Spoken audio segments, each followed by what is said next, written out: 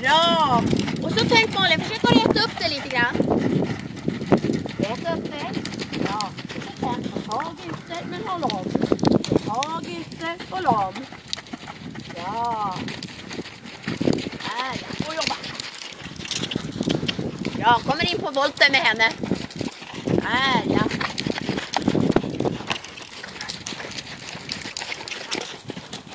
Ja, precis. Han är viktigt att han galoppar.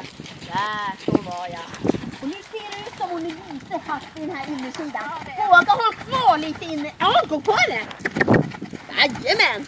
Där ja. Och så håller du kvar innerstödet tills hon släpper. Vi sänker din innerskänkel.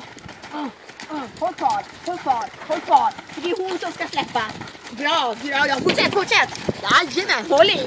Bra, hon kommer släppa alldeles strax. Kom innerskänkel. Jajamän. Ser du inte? Ja.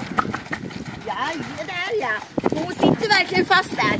Bra, nu kommer andra huset här. Det är bra.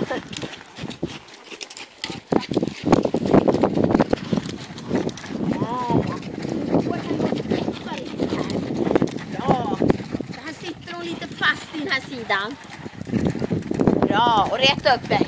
Rätt upp dig, där ja. Bra. Och våga ta lite till innersidan en gång. Ordentligt, upp mot magen, håll kvar. Tills hon släpper. Jajamän, mata på, mata på. Ja, precis, det är hon som ska släppa. Inte du som ska släppa och ta hela tiden. Och hon sitter fortfarande fast där.